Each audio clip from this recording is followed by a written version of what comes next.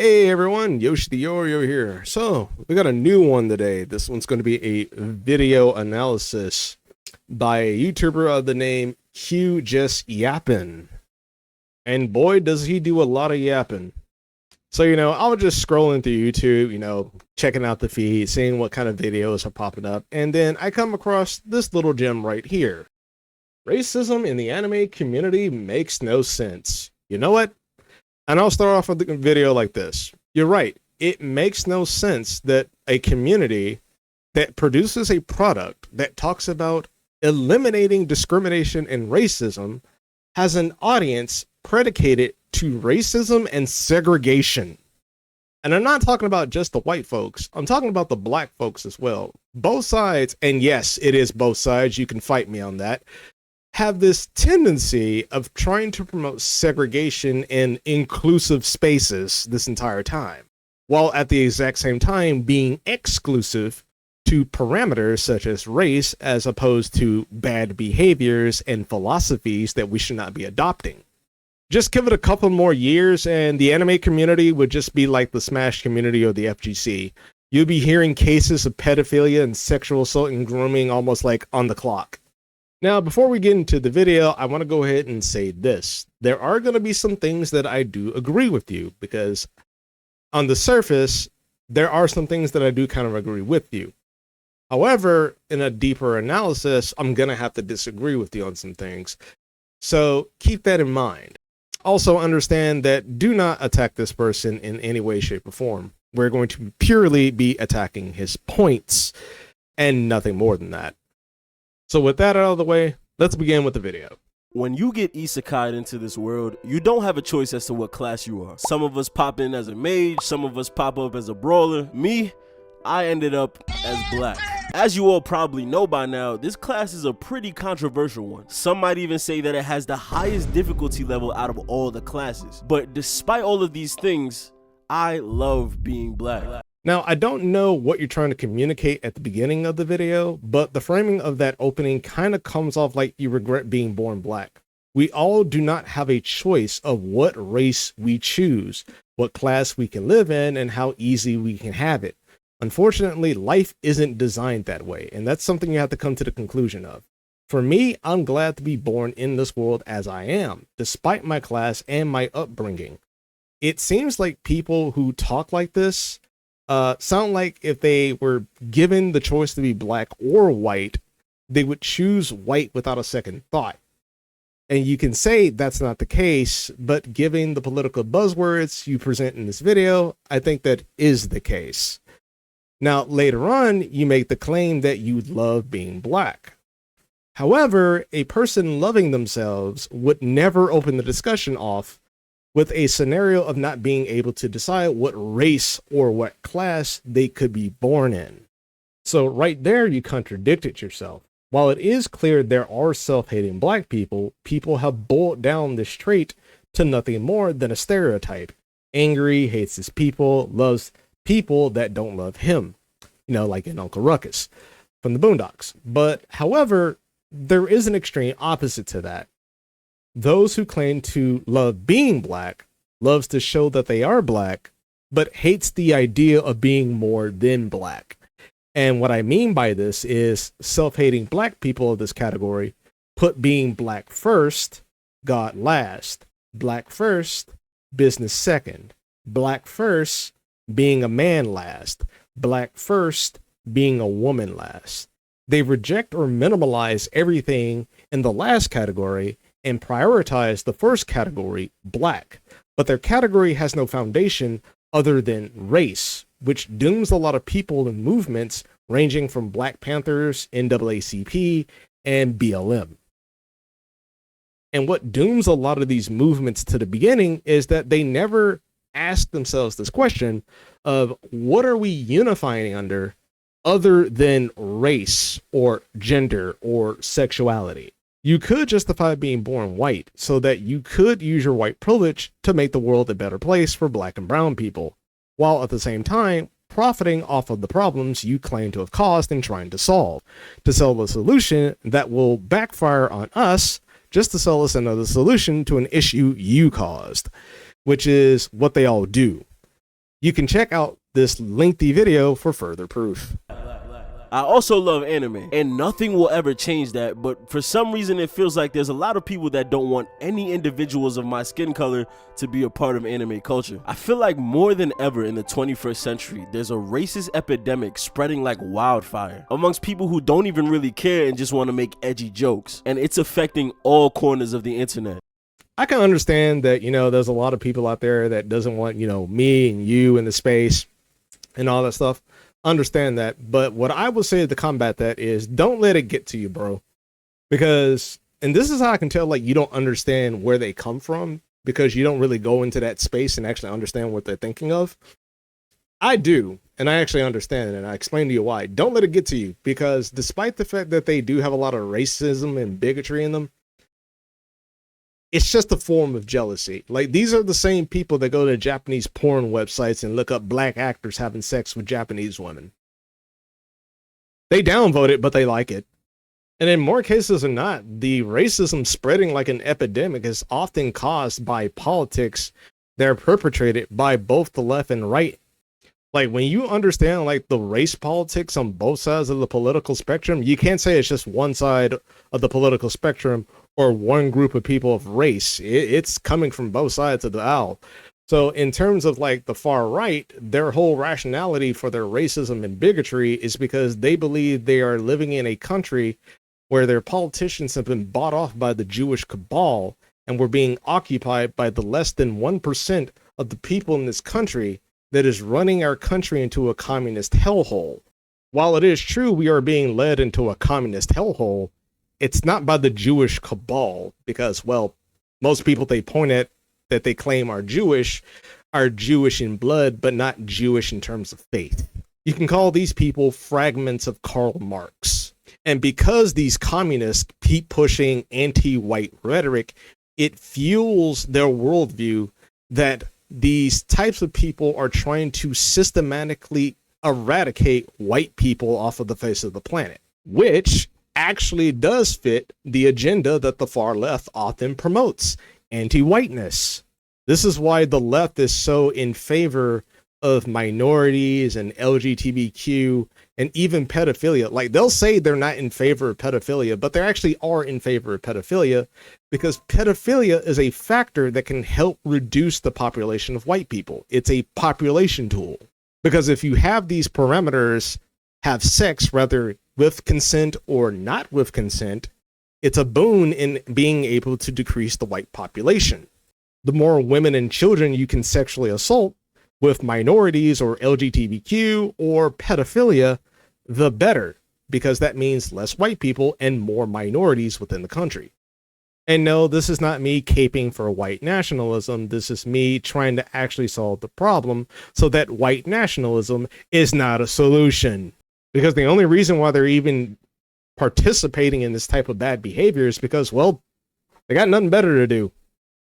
And if our economy was better, they would have something to do and they wouldn't be doing what they're doing now that you're complaining about. Now, you guys see my channel, all right? I'm not a super political guy. I make irreverent comedy videos about Japanese media. But with all the racially charged events that have been happening lately with ICE and the president of this country, and with all the politics going on in the nerd community itself, I thought this would be the best time to make a video about racism in the anime community and how it makes absolutely no sense. I'm not a super political guy. Meanwhile, brings up every super political talking point in current time.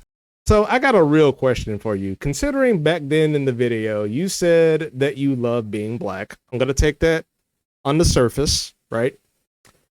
You said you love being black. Here's a real question for you.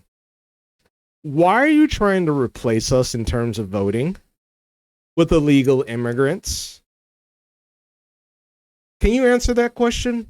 Because it goes back to the original question. What do you mean when you say you love being black? Because I'm pretty sure you're quite familiar with the old saying, all skin folk ain't kinfolk. Because I would really hate to think that you believe that us black folks who were born and raised in this country, who have a generation upon generation of people who came from the Civil War up to this day, right, are the same people that illegally entered this country I would hope not. Like, I don't know what it is with you types of cats, man. Y'all always want to march with people that kind of look like you, but they don't necessarily live like you. There's one moment that I remember vividly to this day. I was sitting on the couch in my living room watching Naruto Shippuden, and my dad walks by and makes a comment. Why do you watch all of these whitewashed cartoons? I've never seen you watch anything with black people in it. Here's a response to your father. Why don't you make something with black people in it? And to that I respond, these characters aren't white, they're Japanese. At this point when I said this, Naruto himself was on the screen, which gave this guy the perfect ammo. He says to me, there's no way you're gonna tell me a character with blonde hair and blue eyes is Japanese. And at that point, I was stuck. Little 14-year-old me didn't know how to respond to that. Okay, so if the story here is true, I'll give you some leniency here. You know, being young and stupid and everything, you know, that's some leniency there. But see, here's the part where you're wrong, because I feel like you're trying to bastardize that talking point that, you know, the character is Japanese because they were written and created in a Japanese nationality. Yes, you can say Naruto is representative of Japanese culture. That doesn't mean he has to dead ass look like Japanese characters or Japanese people, right? Such as tiny eyes, very small features in their face, the same black monotone hair that most of the people in Japan have. For crying out loud, the whole story setting is literally based in Japanese culture. If you translate that culture into a marketable product such as anime wouldn't be as popular as it is today because, again, all the characters would look alike. Your father does not impress me as a person who is knowledgeable. Imagine thinking you're the smartest person because you had that little bit of ammunition, right? And you think you're right. That's kind of like the equivalent of saying, because there's ice on the surface, there's no water underneath. And it's like, okay, here's a sledgehammer. You know, take the sledgehammer, go in the center, and hit that ice, and you won't sink, right? Right? It's like everybody can be right when you make a very surface analysis, but then when you take it into a very deeper discussion of something they don't really have an understanding of, like nationality, that crap just falls apart. Your father's analysis is the same as making an analysis about saying, because this thing is red, right? It's red like an apple. So because it's red like an apple, therefore it is an apple. No. It's like, yeah, if you're just purely basing it on the color red, you're right in a way, but you're wrong. This is what's considered a half-truth. Can you say Naruto is clearly a blonde-haired, blue-eyed Super Saiyan? Yeah, if you really want to take it there and show how much of a cultural appropriation retard you are. But you will have to concede the fact that Naruto is not representative of the Aryan race when you take into consideration of his background of where he comes from in a Japanese-centric culture.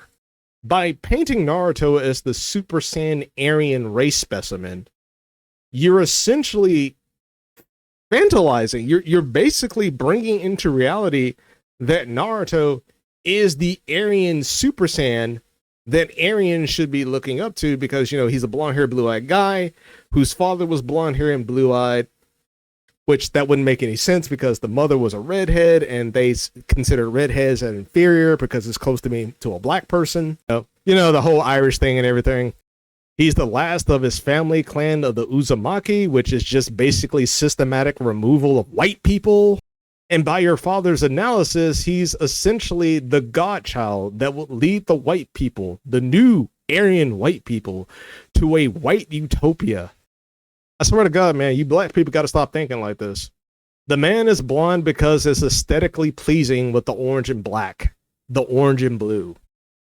If the man was black hair, he'd look boring as hell. Comments like that made me think of how black people were depicted in Japanese media in the 90s, where rather than just being a regular character with black skin, they were more like caricatures of what the mangaka thought black people looked like. The most famous examples are characters like Staff Master Black, Mr. Popo, and Choco Love McDonald. What the fuck is that name?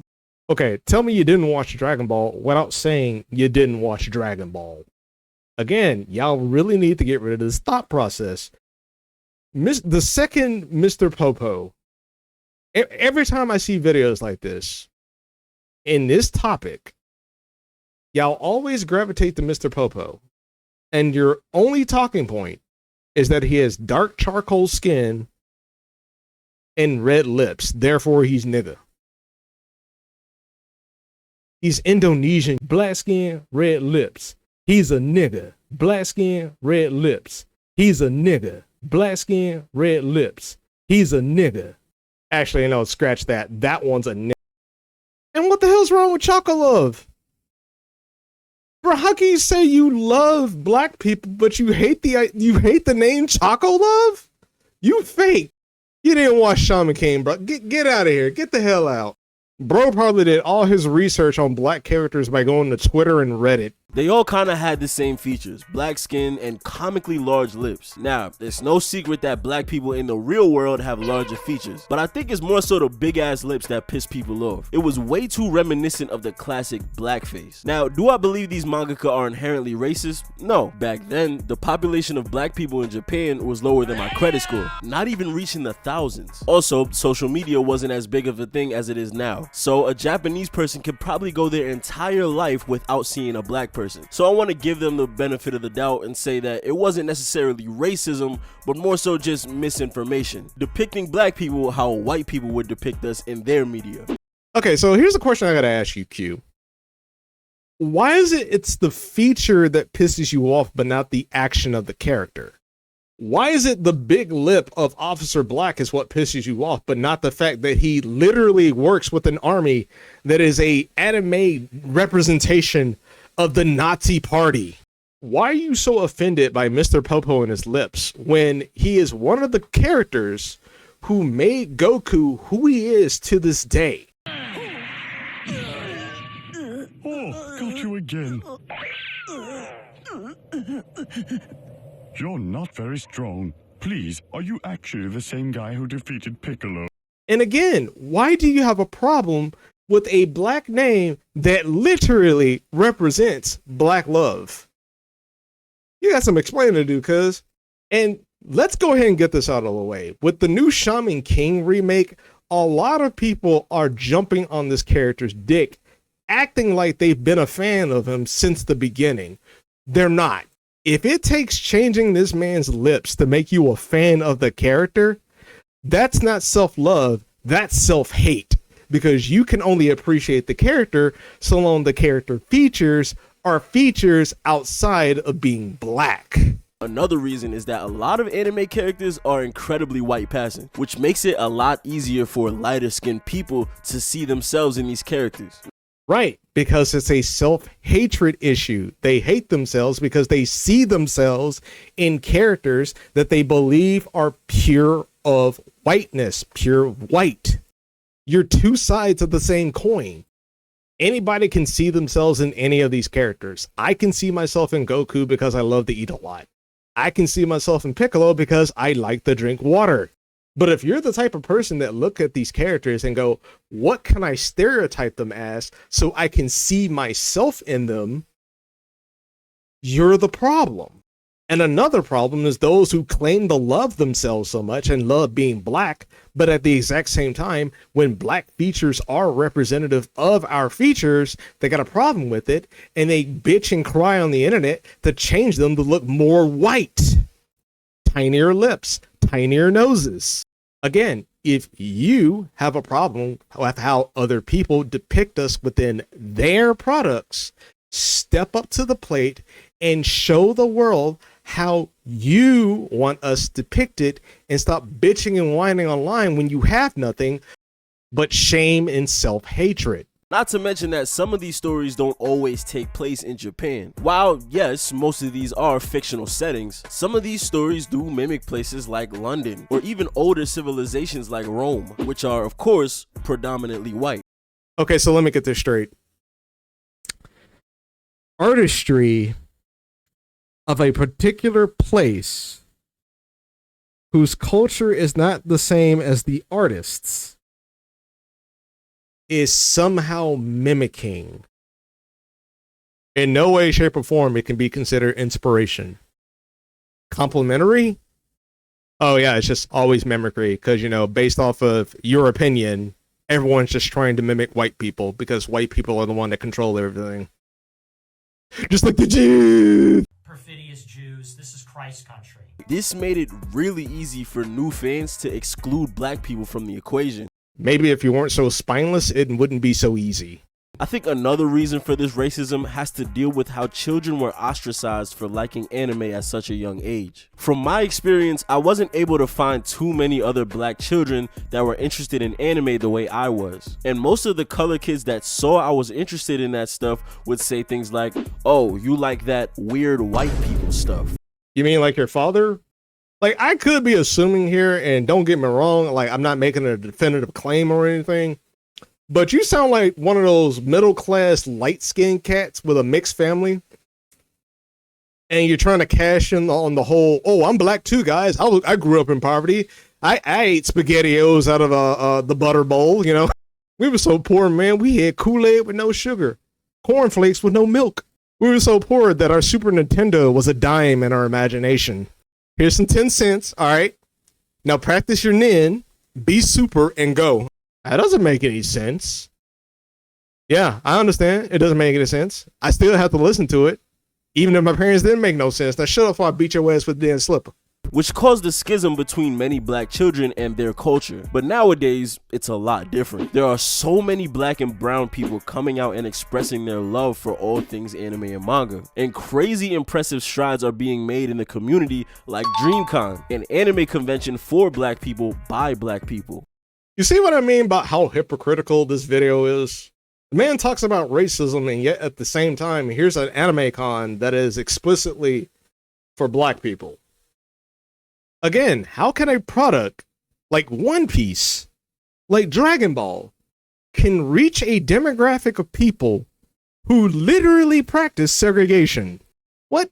No, we're not segregating ourselves. We're just, you know, making a space for ourselves because, you know, there's some people that just don't want us in here. Again, you're segregating yourself. But more importantly, the people who actually make anime and manga have become more inclusive and have since added way more black representation. And that leads into my next point. And again, the political buzzwords of representation and inclusiveness just tells me you belong in this sector over here with the political left. Like, fortunately for you, I don't know like a lot of these characters because I haven't been watching a lot of anime for right now, but I know a couple of these.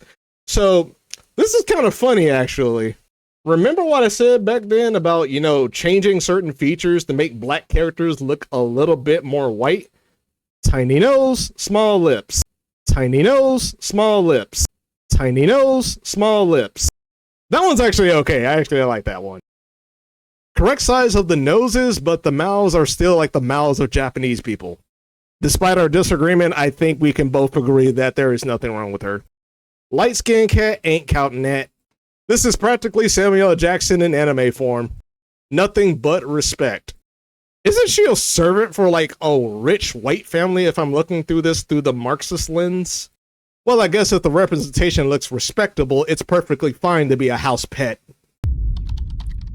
Messages about equality and accepting people no matter the size, shape, or color are plastered throughout the most popular anime and manga. There are so many examples of this, but I want to focus on one of the most popular series of the modern day, One Piece. In One Piece, there are clear themes about accepting people for who they are, and instead of judging them by race, you should judge them by their actions. This is especially apparent with characters like Arlong and the entire Fishman population, with Fishmen being discriminated against for being different from the human race. They are seen as inferior and even used as slaves. Of course, there are martyrs that try to advocate for fishmen and mend the relationship with humans like Queen Otahime or Fisher Tiger, but they're ultimately killed for their progressive behavior. And as this hate persists, it indoctrinates the youth like Arlong and Hody Jones to become products of the racism that plagued their country, retaliating against humans in any way they can. The most important part of this is that the way Eiichiro writes this is to clearly show that racism, bigotry, and hating people because of something they cannot control is wrong and evil. This is shown by Luffy, the main character, not only defeating racism on the fishman side, but the human side as well. And remember, One Piece is one of the most popular stories in the history of stories. And yet there are people that will partake in this racist behavior and still be fans of One Piece. If Luffy existed in real life, y'all would get the Charlos treatment. Not to mention that these themes are also plastered in almost every other anime story, like Attack on Titan, Naruto, Jujutsu Kaisen Modulo, Full Metal Alchemist, Beastars, Code Geass, Cabaneri of the Iron Fortress, that time I got reincarnated as a slime, Maggie, Black Clover, Mobile Suit Gundam. Jesus Christ. Do I have to say more? But somehow racism still runs rampant in the community. I don't get it. Like, it truly doesn't make any sense. Black History Month you find ridiculous. Why? You're going to relegate my history to a month? Oh, come on. What do you do with yours? Which month is White History Month? No, well, come on, tell me. Well, I'm Jewish. Okay, which month is Jewish History Month? There isn't one. Oh, why not? No. Do you want one? No. I don't either. I don't want a Black History Month. Black history is American history. How are we going to get rid of racism until... Stop talking about it. I'm going to stop calling you a white man. Yeah. And I'm going to ask you to stop calling me a black man. I know you as Mike Wallace. You know me as Morgan Freeman. You're going to say, well, I know this white guy named Mike Wallace. You know what I'm saying? Uh-huh. You're going to relegate my identity to a character? Which anime is only black anime, you know? Speaking as an anime fan, you know, with a more global attention and a more global attraction to anime, which is black anime fan where I can put myself in a box and segregate myself? Anime is Japanese. Enough said. How do you get rid of racism? I can tell you why. I can tell you how. Stop referring to Yoriichi as the black woman. Stop referring to all these characters as black people. Is her race black? Yes, her race is black. But her ethnicity, in terms of cultural beliefs, is Japanese. If you want racism to evaporate from the space, to evaporate from this community, you and everyone who talks like you has to do this one thing. You have to put the political controller down and stop playing this game. Stop doing this goofy ass game of capture the flag the same way white nationalists do with Jesus in order for them to substantiate their worldview as being the true worldview. Can you believe Yoriichi is black? Yes, you can believe Yoriichi is black. Can other people believe that, yes, she may be black, or she could be just a dark-skinned Japanese person with Japanese heritage and culture and beliefs? Yes, both can be true. But we cannot be playing this capture the flag game where you're trying to erase the ethnicity and the culture behind a character by using her race as a cudgel. The game only continues if you continue to keep talking like that. Talking about inclusivity, talking about representation, talking about how you need other people to draw you or to represent you in a particular light that only you can find satisfying. If you don't like it, leave. It's as simple as that. Because at first, I did hold the position that black people were the only people who fight tooth and nail to be part of something that clearly does not want them in there. But no, even white people want to prove how much of a freaking they can truly be. As much as Nick Fuentes and his circle of groypers can talk about how black people are nothing more than degeneracy, they look at the bad examples and go, well, if they can get away with it for simply being black, why can't we? Because you're both playing power games. You're looking at the worst examples of the worst and going, well, if they can do it, why can't we? Let's see if we can get away with it. And when you can't get away with it, you want to call racism. Instead of trying to get away with it, how about doing this? Being the bigger man. Stop chasing power. Stop these identity politics. Stop doing all this crap. And maybe, just maybe, we can get a glimpse of what the anime community was back then in the 90s. Where we can talk about who can honestly beat Goku instead of I correlate with Goku because we're both monkeys. In order to fight the racism within the anime community, and not only in the anime community, it's all over the place. In order to fight it, you have to do the one thing Luffy does. And I know for a fact you can't do it. When one of your team members step out of line, you beat the fuck out of them. Treat them the same way you treat Republicans, the same way you treat Trump. Because racists understand they can be racist so long as they wear the correct political coding. And so long as they wear the correct political coding, they're free to be as racist as possible. Because politically and morally, you don't want to be a bad guy, right? So if you don't want to be a bad guy, you have to condone our behavior, despite the fact that we're breaking the traditional definition of racism and abiding by the new definition of racism, which allows us to be racist in the first place. Are you a man? Wow. Wow, is that a question? Wow. Okay. How do you feel about ripping people from their family? Does that feel good? Fucking house there. Fucking house there. Fucking house there. Fucking house there. That was progressive, by the way, your people. I agree with you. It makes no sense that we have racism in a community that pumps out products about stomping racism and discrimination. But then the question I have to ask you is this. What ill-begotten power have you obtained that you are willing to discard in order for you to get that reality that you claim to want?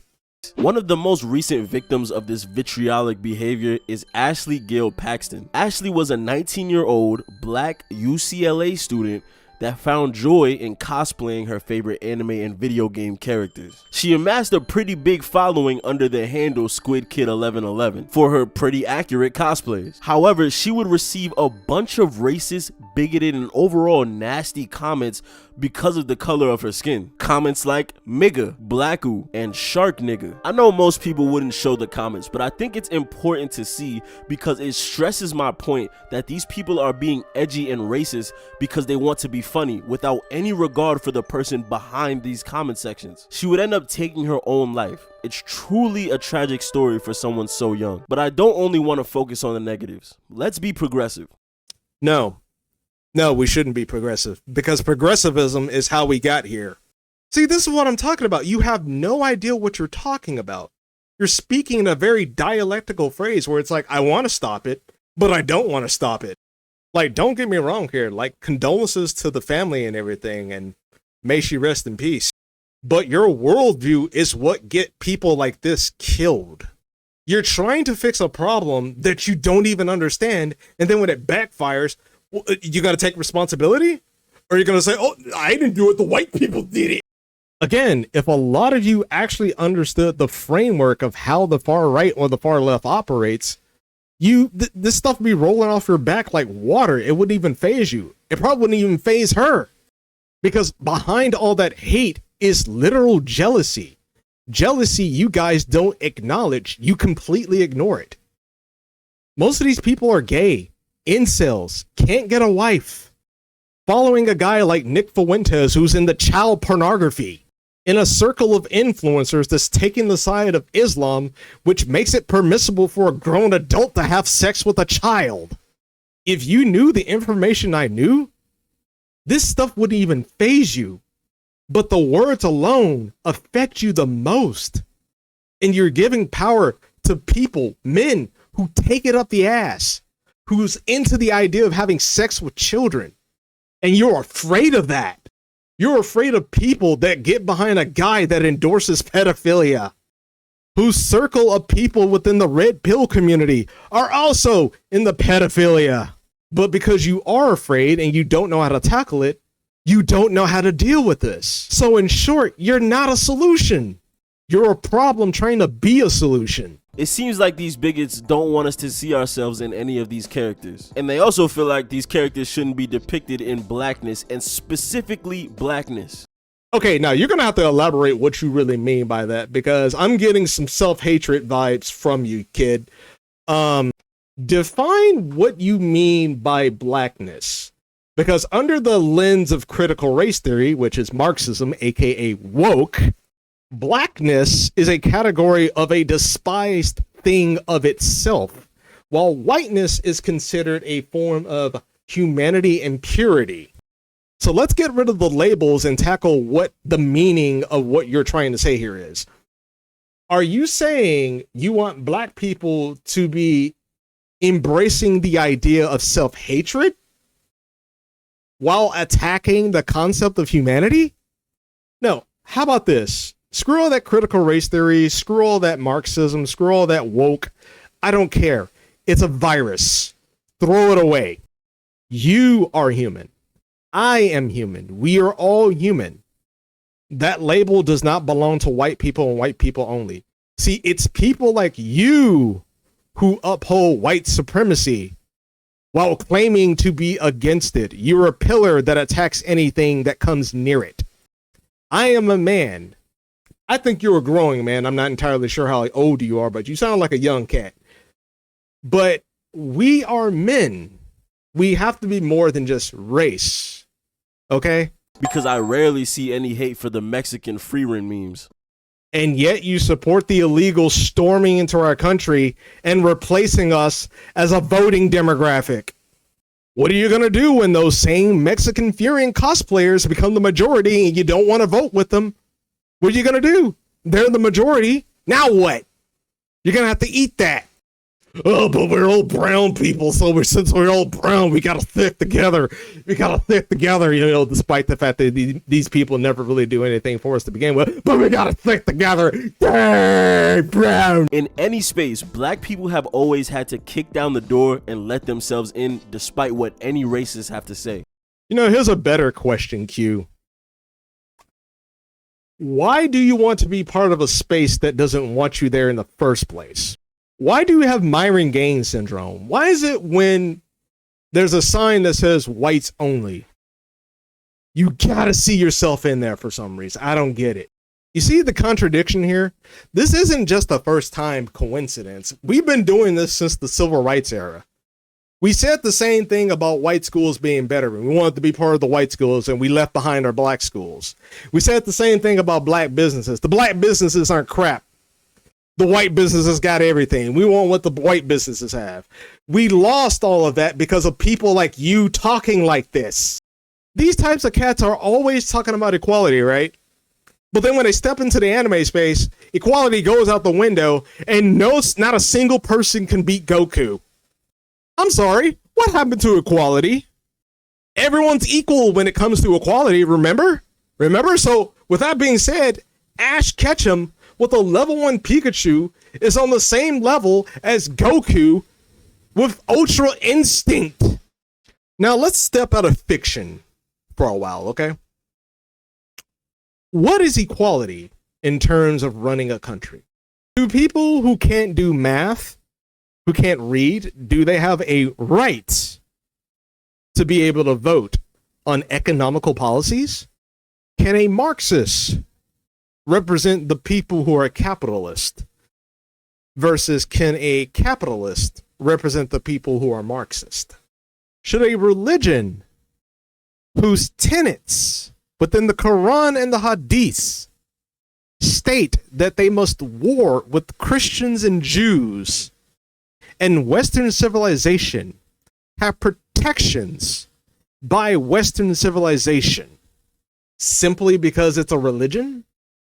Are trans women who still have their male genitals equal to biological women?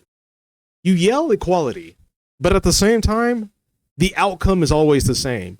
Competition, division, friction.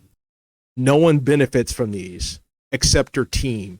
And even you don't even benefit from it because you're not even part of the club. And that's no different here. We have to stop begging Japanese people to give black people more representation, and we have to be the ones to represent ourselves. One thing I can say about the black anime community is that we're always begging for representation, but then we overlook the actual black creators that are giving us exactly what we want. There are people that are actually making strides and already putting us first in their original creations. If we want to see more representation, the best way to get it is to make it ourselves. And even when they hate on that, that just exposes them for being extra evil and racist.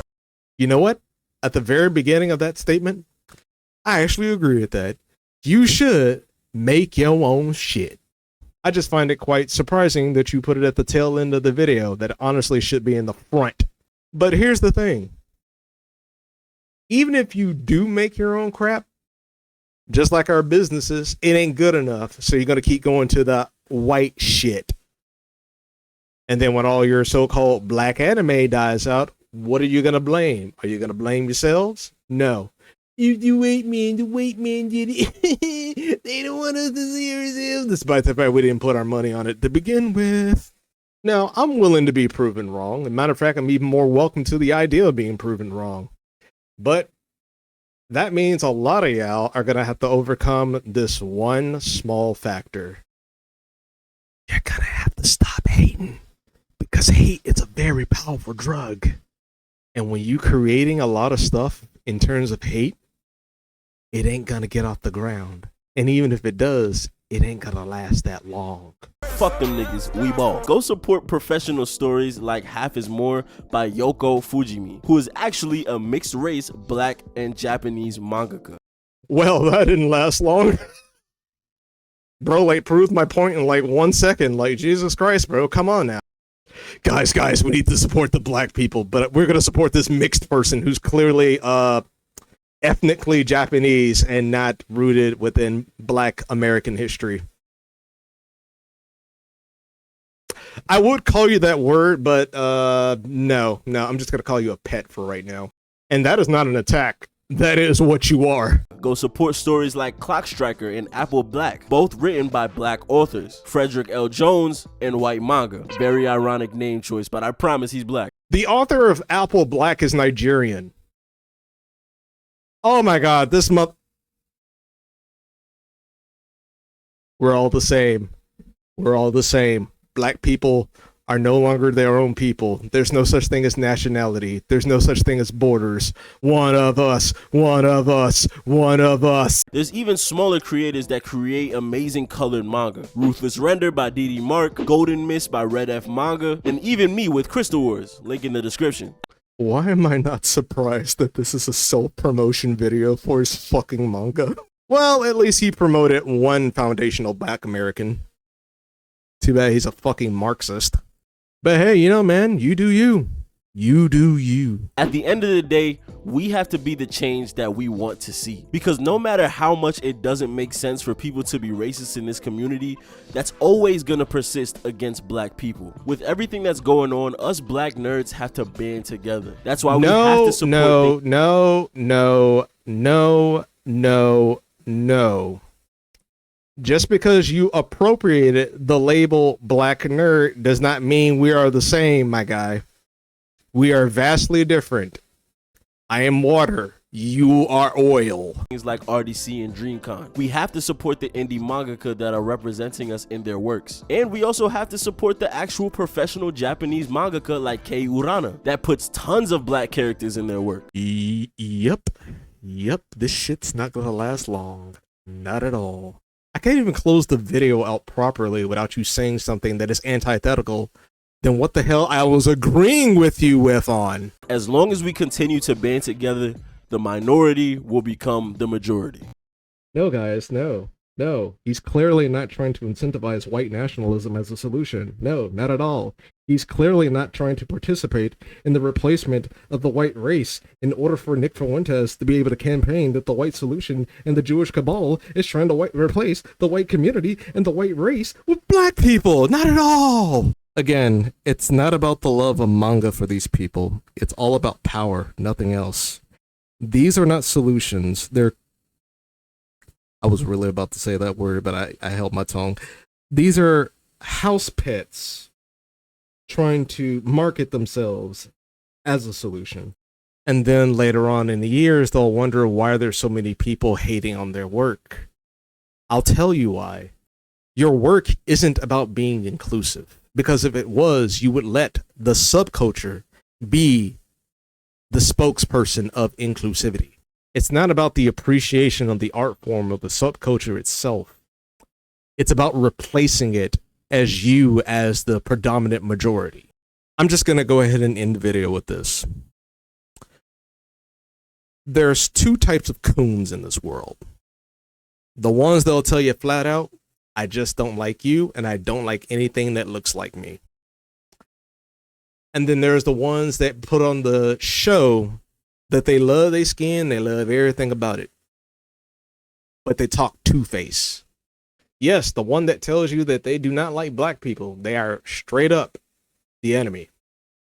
But the most dangerous enemy to black people is the one that has to tell you how much they love themselves. But behind closed doors, that's not really the case. They talk as two-faced as their masters, the white liberal. And as foundational black Americans, we have to be careful on both sides, and we cannot let any of these snake oil salesmen sell us a fake dream again, and again. That's it for this video, guys. Stay safe, and I'll catch you on the next one. God bless. In this crooked game of power politics here in America, the Negro, namely the race problem, integration, civil rights issue, are all nothing but tools used by the whites who call themselves liberals against another group of whites who call themselves conservatives, either to get into power or to retain power. Among whites here in America, the political teams are no longer divided into Democrats and Republicans. The whites who are now struggling for control of the American political throne are divided into liberal and conservative camps. The white liberals from both parties cross party lines to work together toward the same goal. And white conservatives from both parties do likewise. The white liberal differs from the white conservative only in one way. The liberal is more deceitful, more hypocritical than the conservative.